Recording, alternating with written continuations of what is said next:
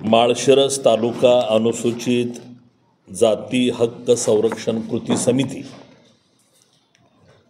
आणि या समितीचे सर्व पदाधिकारी, सन्माननीय बाळासाहेब धाईंजे, आमचे मित्र ॲडव्होकेट अविनाश काले सर, त्यांचे इतर सगळे सहकारी, त्याचबरोबर दलित महासंघाचे माझे सहकारी राजाभाऊ खिलारे, केरबा लांडगे, सोलापूर जिल्हा दलित महासंघाचे जिल्हाध्यक्ष सुनील अवघडे, बहुजन समता पार्टीचे आमचे सोलापूर जिल्हा अध्यक्ष पांडुरंग खिलारे, पुणे जिल्हा दलित महासंघाचे आमचे सहकारी छगनराव गायकवाड, उपस्थित सर्व कार्यकर्ते, रिपब्लिकन पक्ष असेल, इतर सर्व संघटनांचे पदाधिकारी, मान्यवर नेते, दलित पॅन्थरचे जुने जाणते चळवळीतले खंदे कार्यकर्ते, नेते, मार्गदर्शक,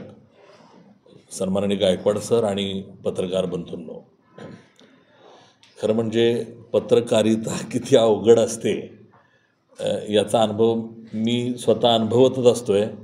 कारण दलितांचे कार्यक्रम म्हणजे सभाच असते, ती पत्रकार परिषदेचं स्वरूप राहत नाही, ती सभेचं स्वरूप येत असतं. एवढं सगळं साठलेलं आहे, एवढी प्रचंड चीड आहे की प्रत्येकाला वाटतं की आपणही याच्याबद्दल काहीतरी भूमिका घ्यायला पाहिजे. परंतु ज्यांनी काही इथं विचार मांडले ती माणसं या तालुक्यातली, चळवळीतली, जिल्ह्यातली महत्त्वाची माणसं आहेत. तालुक्यालाच नाही तर महाराष्ट्राला मार्गदर्शन करू शकतील इतक्या क्षमतेची ही सगळी मंडळी असल्यामुळं त्यांनीही बोलावं आणि मी ऐकावं असंच मला त्यावेळेला वाटत होतं. परंतु नंतर त्यांनी लवकर थांबावं असंही मला वाटायला लागलं, कारण मी कधी बोलणार असाही माझ्यापुढं प्रश्न होता.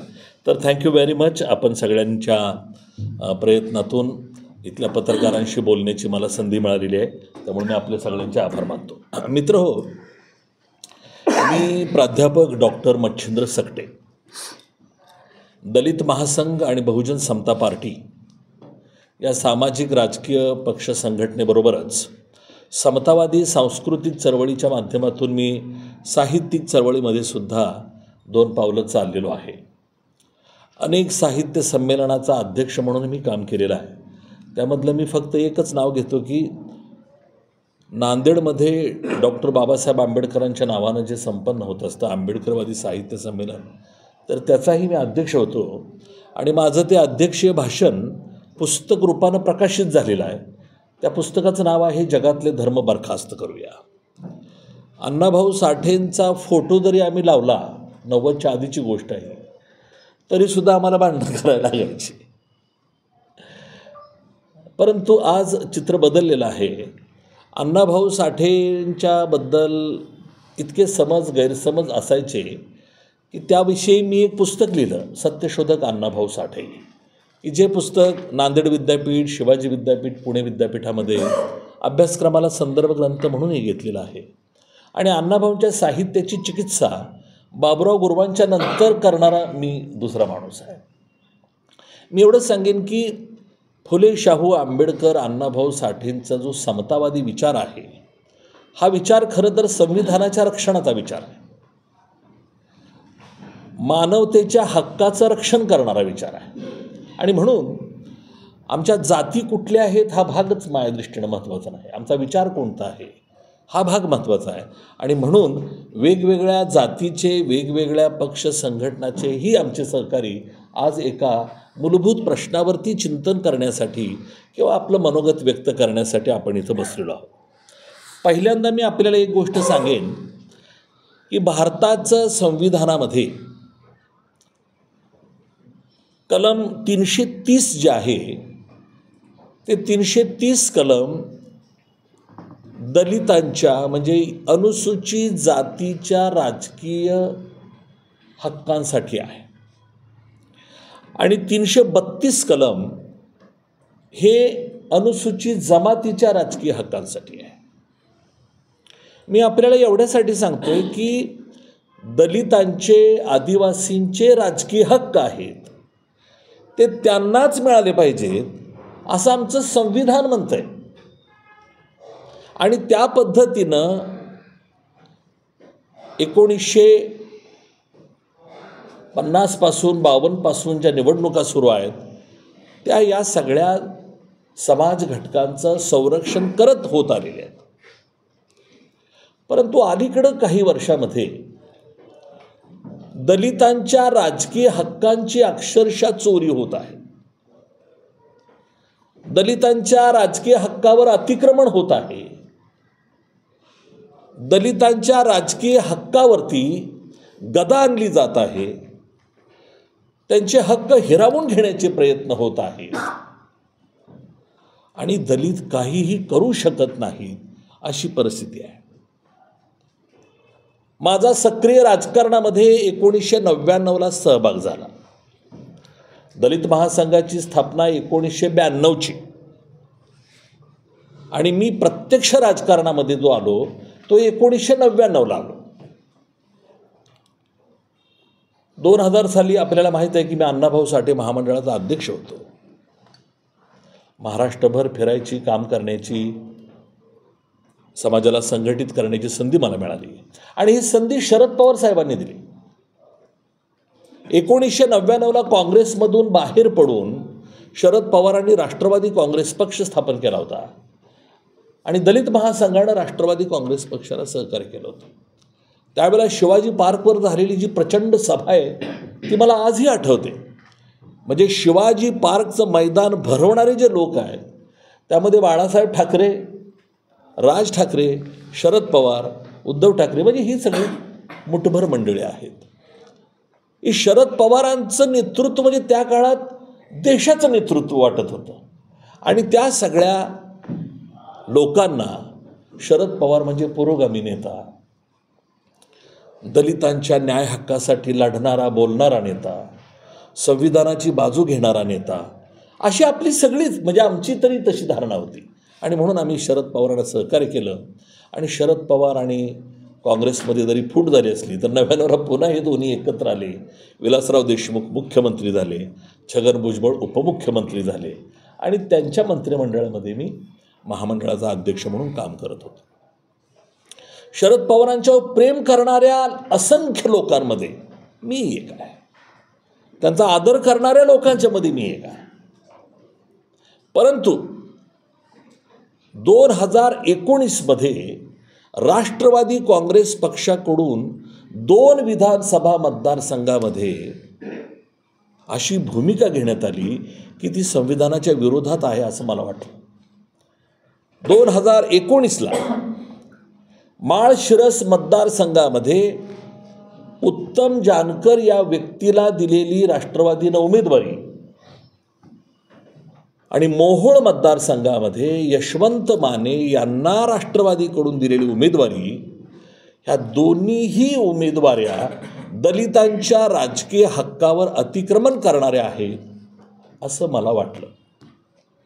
या संदर्भामध्ये मी शरद पवार साहेबांच्या बरोबर हुज्जत घातली, अजितदादांच्या बरोबर चर्चा केली, जयंत पाटलांच्या बरोबर चर्चा केली की या जागा तुम्ही दलितांच्या आहेत आणि दलितांसाठीच त्या राहिल्या पाहिजेत. माळशिरसमध्ये तुम्ही राष्ट्रवादीचा तुमचा कुणीही माणूस द्या, मातंग द्या, बौद्ध द्या, महार द्या, चांबार द्या, ढोर द्या, होलार द्या, कुणीही द्या, तुमच्या घरातल्या गडी चाकरीचा असला तर त्याला द्या, तुमच्या गाडीचा ड्रायव्हर द्या, तुमच्या विश्वासातला द्या, पण दलितांच्या जातीच्या बाहेरचा देऊ नका. परंतु आमचा आवाज चालला नाही. पवार साहेबांनी ज्यांच्यावर आम्ही जीवापाड प्रेम केलं, आमच्या हक्काचं रक्षण करणारा नेता म्हणून ज्यांच्याकडे आम्ही पाहिलं, त्यांनी आमचा आवाज ऐकून घेतला नाही, दखल घेतली नाही. त्यांनी माळशिरसमध्ये उत्तम जानकरना उमेदवारी दिली की जे धनगर समाजातले आहेत आणि मोहोळमध्ये यशवंत माने हे कैकाडी समाजाचे आहेत. कैकाडी समाज हा विदर्भामध्ये SC मध्ये आहे, इतर ठिकाणी NT मध्ये आहे. आपल्याकडचे काही लोक, कैकाडी लोक विदर्भात जातात, तिथं दाखला काढतात आणि परत पश्चिम महाराष्ट्रात येऊन निवडणुका लढवतात. पुण्यामध्ये अशाच एका कैकाडी माणसानं नगरपालिकेचं नगरसेवक पद घेतलेलं होतं आणि तो 5 वर्ष नगरसेवक राहिला. शरद पवार साहेब 60 वर्ष राजकारणात आहेत, देशातले ज्येष्ठ नेते. नुकताच त्यांचा 85वा वाढदिवस झाला. मी त्यांना वाढदिवसासाठी शुभेच्छाही दिलेल्या आहेत, माझ्या स्टेटसलाही मी शुभेच्छा दिल्या. शरद पवार साहेबांच्या बद्दल मोठेपणानं लोक सांगतात की वाड्या वस्तीवरच्या कार्यकर्त्याला सुद्धा नावानं हाक मारणारा नेता म्हणजे शरद पवार. जो नेता गावागावातल्या लोकांना नावानं ओळखतो म्हणजे त्यांना त्याची जात माहितीच असली पाहिजे. उत्तम जानकरना उमेदवारी देताना शरद पवारांना हे माहीत आहे की जानकर धनगर आहे, तरी सुद्धा शरद पवारांनी धनगर समाजातल्या व्यक्तीला दलितांच्या जागेवरती उभा केला. ही दलितांच्या बद्दल केलेली शरद पवार साहेबांनी केलेली बेईमानी आहे. ही संविधानाच्या विरोधातली कृती आहे. आणि म्हणून शरद पवारांच्या एकूणच राजकीय भूमिकेबद्दल आमच्या मनात संभ्रम निर्माण झाला. मी 1999 पासून राष्ट्रवादी काँग्रेस आणि काँग्रेसबरोबर होतो. त्यांच्याबरोबरचे मी संबंध तोडले 19ला, 20 वर्षानंतर. आणि राजकारणामध्ये या भूमिकेला विरोध करण्यासाठी मी भारतीय जनता पक्षाला सपोर्ट केला 1919ला. परत 2024च्या निवडणुका आल्या, त्यावेळेला भारतीय जनता पक्षाकडून नवनीत राणांना जेव्हा अमरावतीची उमेदवारी द्यायचा भूमिका आली, नवनीत राणांच्या कास्ट सर्टिफिकेटबद्दल सुद्धा प्रश्नचिन्ह होतं. त्यावेळेला नवनीत राणाच्या मुद्द्यावरती आणि भाजपनं सोलापुरात दिलेल्या आपल्या जय सिद्धेश्वर स्वामी या दोन्ही जागेंच्या संदर्भामध्ये आम्ही त्यांच्याशीही मी वाद घातला परवा, अगदी फडणवीस साहेबांनी, की तुम्ही देऊ नका, तुम्ही कोणालाही द्या. लोकसभेला तुम्ही उमेदवारी देताना कुठल्याही दलिताला द्या, तुमच्या लाडका कोण असेल त्याला द्या, तुमचा जो कोणी विश्वास त्याला द्या, पण जाती बाहेर देऊ नका. योगायोगानं सिद्धेश्वर स्वामीला त्यांनी उमेदवारी दिली नाही, मला वाटतं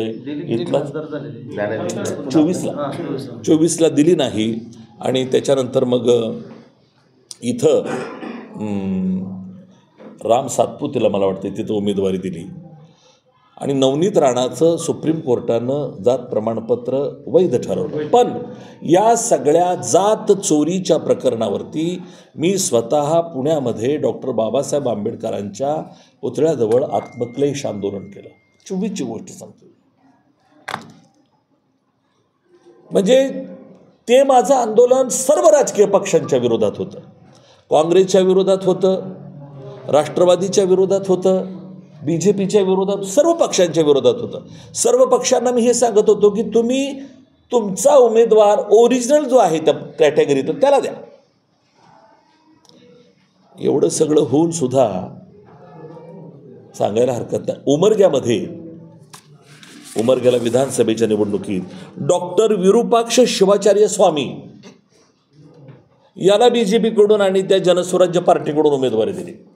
जनस्वराज्य पार्टी जी आहे विनय कोरेंची, ती अलायन्समध्ये आहे BJPच्या महायुतीमध्ये. त्यांनी विरूपाक्ष शिवाचार्य स्वामीला उमेदवारी दिली. मी स्वतः विनय कोरेंच्याबरोबर चर्चा केली. मी स्वतः BJPच्या वरिष्ठ नेत्यांशी चर्चा केली की हे काय चाललंय म्हणून. आणि मला आनंद आहे की विरूपाक्ष जो स्वामी आहे शिवाचार्य, त्यांची उमेदवारी त्यांनी मागे घेतली. मी एक प्रेस नोट बनवली होती त्यावेळेला की जी गोष्ट फडणवीस साहेबांनी आणि जनस्वराज्य पार्टीचे विनय कोरेंनी केली ती शरद पवारांना आणि विजयदशमी मोहिते पाटलांना का करता आली नाही, पण ती झाली नाही वस्तू तिथे. असो, मी हा इतिहास एवढ्यासाठी सांगितला की सर्वच पक्षामध्ये, सर्वच राजकीय पक्षाचे लोक दलितांच्या राजकीय जागेवरती अतिक्रमण करतायत. त्यामध्ये एकच पक्ष आहे असं नाही. मूर्तिजापूर म्हणून जी काही मतदारसंघ आहे बुलढाण्याजवळ, अकोला मतदारसंघामध्ये मूर्तिजापूरला तर तिथं प्रहार संघटनेच्या वतीनं त्या जागेवरती उत्तर प्रदेशमधल्या एका माणसाला त्यानं चर्मकार समाजाचं सर्टिफिकेट आणलंय, त्याला उमेदवारी दिली. तो उत्तर प्रदेशचा आहे आणि तो एकटाच त्याच्या घरामध्ये चांभार आहे. त्याचे भाव सगळे मारवाडी आहेत, चुलते मारवाडी आहेत, बायको मारवाडी, सगळे मारवाडी, घरात एकटाच चांभार आहे. तो किती फसवणूक, किती निषेधार्ह, म्हणजे चीड आणि संताप आणणारी गोष्ट आहे. पण उमरग्यामध्ये आमच्या सांगण्यावरून जनसुराज्य पार्टीच्या विनय कोरेंनी वगैरे उमेदवारी मागे घेतली त्या देगलूर मतदारसंघामध्ये नांदेड जिल्ह्यात. पण शिवसेनेच्या उबाठा उद्धव ठाकरेंच्या पक्षाकडून उमरग्यामध्ये मात्र प्रवीण वीरभद्र स्वामी या लिंगायताला उमेदवारी दिली. आता तो आमदार झालेला आहे. आमची ही माळशिरस तालुका अनुसूचित जाती हक्क संरक्षण कृती समिती आहे. पण मी थोडंसं महाराष्ट्राचं बोलतोय. मराठवाड्यामध्ये उस्मानाबाद तथा धाराशिव जिल्ह्यातील उमरगा या राखीव मतदारसंघामध्ये प्रवीण वीरभद्र स्वामी हा लिंगायत बेडा जंगम सर्टिफिकेट काढून तिथं उमेदवार त्यांनी बनला. शिक्षक आहे तो. तिथं तो आमदार झालेला आहे. लोकसभेला लातूरच्या लोकसभा मतदारसंघामध्ये डॉक्टर शिवाजी काळगे याला काँग्रेसनं उमेदवारी दिली. तो लिंगायत आहे, जंगम आहे, त्यानं बेडा जंगम सर्टिफिकेट घेतलं. आता तो खासदार आहे. त्याच्याविरुद्ध लोक कोर्टात गेलेले आहेत. आपले हे जे सोलापूरचा जो स्वामी होता जयसिद्धेश्वर स्वामी, त्याच्याविरुद्धही कोर्टात गेले. पण निकाल 5 वर्षांना लागतोय, तोपर्यंत 5 वर्ष संपलेले आहेत ना. दुःख या गोष्टीचं आहे की राजकीय पक्षाचे नेते आम्हाला न्याय देत नाहीत, धनदांडग्या जाती न्याय मिळू देत नाहीत आणि सुप्रीम कोर्टात सुद्धा आम्हाला वेळेत न्याय मिळत नाही. त्यामुळं न्याय मागायचा कुठं? आणि म्हणून जनतेचा लढा याला दुसरा कुठलाच पर्याय उरत नाही आहे. जसं मराठवाड्यामध्ये उमरग्याचं एक संशयास्पद तो जो स्वामी आहे, मी आता सांगितलं, शिवसेना उबाठाकडून आलेला आहे. इथं धनगर समाजाचे उत्तम जानकर माळशिरसमधून आहेत. त्याच पद्धतीनं फलटणमध्ये सुधाकर पाटील, सचिन हा धनगर समाजाचाच आहे, त्यानंही खाटीक सर्टिफिकेट घेतलेला आहे. आपण सगळे अभ्यासू पत्रकार आहे म्हणून फक्त एकच गोष्ट बोलतो की भारतामध्ये ज्या एकूण अनुसूचित जाती आहेत त्यामध्ये धनगर खाटीक नावाची कुठंही जात नाही. धनगर खाटीक ही जातच नाहीये. खाटीक नावाची जात आहे. महाराष्ट्राची जी यादी आहे अनुसूचित जातीतल्या जातींची, एकूण 60 जाती आहेत महाराष्ट्रामध्ये, 59. तर या एकूण 60 जातीमध्ये 9 नंबरची जी जात आहे ती बेडा जंगम म्हणून आहे, 9 नंबर, आणि 31 नंबरला खाटीक आहे. धनगर खाटीक जातच नाही आहे. भारताचीही तुम्ही जर यादी बघितली अनुसूचित जातीची, धनगर खाटीक कुठंच नाही आहे. मग हा जर धनगर खाटीक आहे तर खाटीक दाखला मिळतोच कसा? आणि 34 नंबरला एक जात आहे, ती ही जात फार वापरली जाते, लिंगायत लोक, लिंगडेर नावाची जात आहे. विशेषतः नांदेड आणि लातूर जिल्ह्यामध्ये लिंगायत लोक लिंगडेरचं सर्टिफिकेट काढतायत आणि अनुसूचित जातीच्या जागावरती अतिक्रमण करतायत. मला अतिशय खेदारमान वाटतंय. ही लढाई आमची आज तुम्हाला जरी राजकीय वाटत असली तरी हे लिंगडेर जातीच्या सर्टिफिकेटवर अनेक लोक शिक्षक झालेत, सर्व प्रकारच्या नोकऱ्यामध्ये लिंगडेर घुसलेले आहेत, म्हणजे हे लिंगायत घुसलेले आहेत, प्राध्यापक झालेत, प्राचार्य झालेत, उद्या MPSC UPSC मध्ये जातील. अनुसूचित जातीच्या आरक्षणावरती सगळ्यात मोठा धोका लिंगायत आणि धनगर या दोन जातीपासून आहे. या दोन जातींचं आक्रमण फार मोठं वाढतं आहे आणि या दोन जाती संख्येनं सुद्धा फार मोठे आहेत. धनगर तर कोटीत आहेत. या धनगरांचं राजकारण, हे आरक्षणाचं राजकारण मोठं गमतीशीर आहे. देशाच्या लिस्टमध्ये मगाशी सांगितलं ॲडव्होकेट काले सरांनी, ते OBC-मध्ये आहेत. पण त्यांनी इथं संघर्ष करून, राजकीय सगळ्या गोष्टी करून इथं महाराष्ट्रात NT-मध्ये आले. भारतात OBC, महाराष्ट्रात OBC+NT. आणि ह्यांना NTत घेण्याचं काम सुद्धा पवारसाहेबांनीच केलं. त्यांच्या स्वतःच्या मतदारसंघामध्ये, शरद पवारांच्या मतदारसंघामध्ये, बारामती लोकसभा मतदारसंघ, या मतदारसंघामध्ये धनगरांची मतं निर्णायक असल्यामुळं तो समाज सदैव आपल्याबरोबर राहावा म्हणून धनगर समाजाला खुश करण्यासाठी शरद पवारांनी अत्यंत घृणास्पद राजकारण 1992-93 पहिल्यांदा केलं. त्यांना NTत घेतलं. पण तेवढ्या संख्येच्या तुलनेत त्यांना त्या 3-3.5% जागा पूर्ण झाले.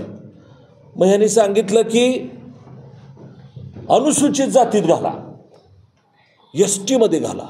तिथं महाराष्ट्रात 7% जागा आहेत. NTत त्यांना 3.5% आहेत.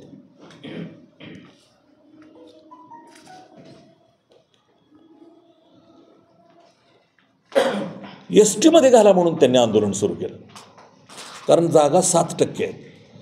आणि त्यांनी फार मोठं लॉजिक केलं. धनगर आणि धनगड एकच आहे. ब्रिटिशांचं इंग्रजी चुकलंय असं आपले ते धनगर म्हणायला लागले. मोठा विरोध आहे ना हा सगळा. ज्यांनी जगाला इंग्रजी शिकवलं त्यातले आमचे धनगर म्हणायला लागले की ब्रिटिशांचं इंग्लिश चुकलंय. डचं र झालंय, रचं ड झालंय. असं नाही आहे. पण त्यांनी ST-मध्ये जाण्याचा प्रयत्न केला. त्यामध्ये सुद्धा त्यांनी आघाडी घेतली. संख्या जातीनं मोठी आहे, धनगर समाज मोठा आहे, तो एकत्र येतो आणि यांचं राजकीय लोकसंख्या आणि प्रभाव इतका मोठा आहे की हे लोक पंतप्रधानाला बोलवतात, मुख्यमंत्र्याला बोलवतात, त्याच्या गळ्यात गोंगडं घालायचं, हातात काठी द्यायची आणि त्या मुख्यमंत्र्याला, पंतप्रधानाला यारबाडून टाकायचा भाग, त्याला मोहित करून टाकायचं.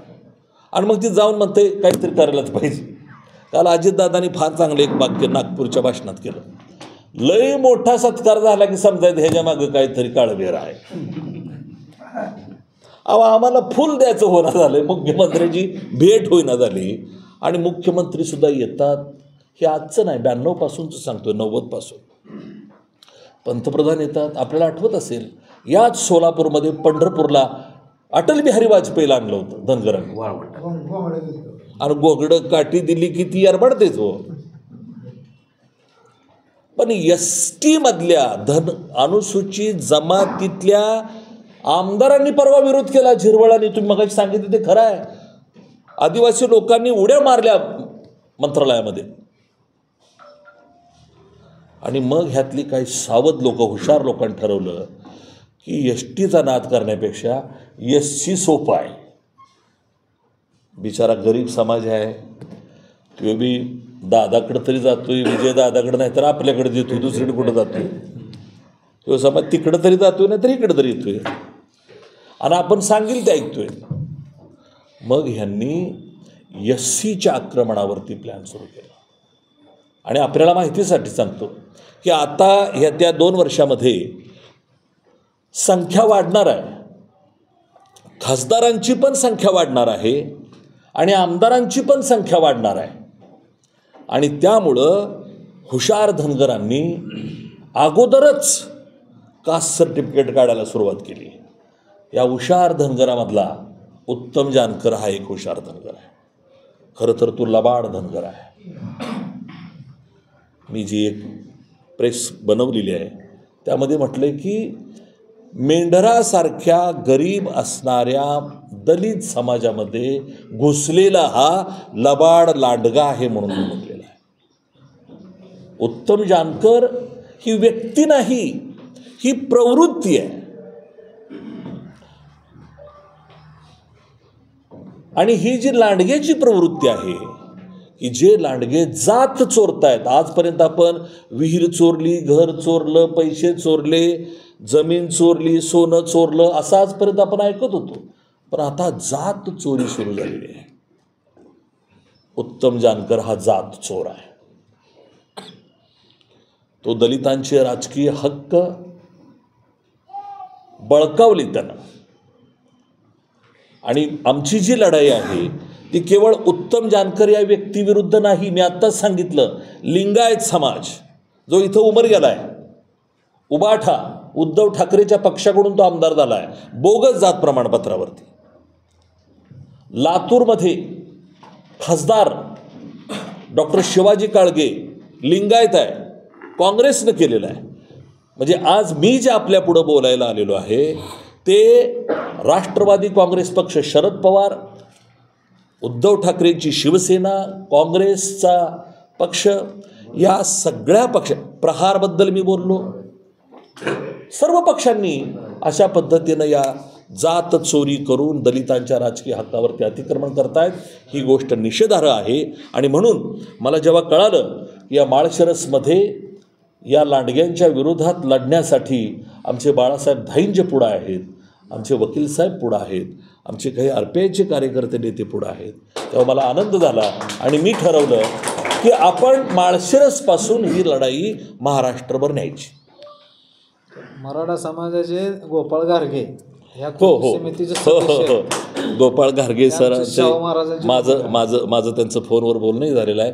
मी आपलंही मनापासून स्वागत करतो आणि मी तुमच्या चळवळीत मलाही घ्या असं आवाहन करतो. तर माझं एवढंच म्हणणं आहे की हे जात चोरी एक जात कुठली करते असं नाही, एक पक्ष करतोय असं नाही. अनेक पक्षामध्ये अशा पद्धतीचे लोक लिंगायत समाजाची, धनगर समाजाची जातीवरती, दलितांच्या राजकीय हक्कावरती अतिक्रमण करतायत. तर त्याविरुद्ध तमाम दलितांनी एकत्र येणं गरजेचं आहे. ही लढाई मच्छिंद्र शेट्टी किंवा बाळासाहेब धांजे किंवा राजाभाऊ खिलारेंची नाही आहे, ही सगळ्या दलितांची लढाई आहे. आणि फक्त राजकीय पण नाही, राजकारणापुरती पण मर्यादित नाही.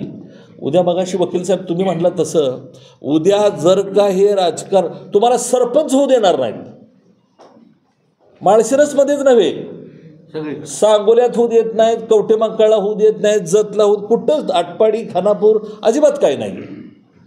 आणि म्हणून हा विषय संविधानानं दिलेल्या हक्कांची पायमली करणारा विषय. आमचे राहुल गांधी हातात संविधान घेऊन फिरतायत, संविधानाच्या हक्काचं काहीच बोलत नाहीये. ते मार्कडला यायला लागलेत वाटतं. मी आज माझा कार्यक्रम सांगतो मार्कडवाडीला. राहुल गांधी जेव्हा मार्कडवाडीला येतील तेव्हा आमची ही आरक्षण, अनुसूचित जाती हक्क आरक्षण कृती समिती आणि दलित महासंघाच्या वतीनं राहुल गांधीला काळे झेंडे आम्ही दाखवणार. संविधान हातात घेऊन उपयोग नाही. संविधानाच्या हक्काची पायमल्ली इथं होते. कलम 330 इथं जाळतायत, फाडतायत. राहुल जी, उसके बारे में बात करो, उसके बारे में कोई बात नहीं कर रहा है. शरद पवारांनी तर पुरोगामित्वालाच सोडचिठ्ठी दिलेली आहे. काही पुरोगामी आता राहिलेलं नाही पवार साहेबांच्या. तेव्हा माझं एवढंच म्हणणं आहे की माळशिरस तालुक्यामध्ये आपण एका धनदांडग्या विरोधात, सरंजामदायी प्रवृत्तीच्या विरोधात लढाई लढत. मला कळत नाही विजयसिंह मोहिते पाटील, विजयदादांच्यासाठी सुद्धा मी एकेकाळी प्रचार केलेला आहे, त्यांना मी सपोर्ट केलेला आहे, त्यांच्यासाठी मी भाषणं केलेली आहेत. उत्तम जानकरनं आई बहिणीहून शिवे दिले मोहिते पाटलांना. ती क्लिप माझ्यापर्यंत आली, मला आश्चर्याचा धक्का बसला. काय मजबूर आहे विजयसिंह मोहिते पाटलांची. तर ही सगळी लढाई आमची जी आहे ती शरद पवारांच्या विरोधात आहे, राहुल गांधींच्या विरोधात आहे. ही लढाई बाळासाहेब ठाकरेंच्या, उद्धव ठाकरेंच्या विरोधात आहे, बच्चू कडूच्या विरोधात आहे, अजितदादांच्या विरोधात आहे. आणि यांना सपोर्ट करणाऱ्यामध्ये विजयसिंह मोहिते पाटलांच्या विरोधात आहे. या सगळ्यांच्या विरोधात आम्ही लढणार आहोत, कारण आमच्या भावी पिढ्यांच्या हक्काचा प्रश्न आहे. तेव्हा मी एवढंच सांगतो आणि माझं निवेदन संपवतो. कोणाला प्रश्न विचारायचा तर विचारू शकतो.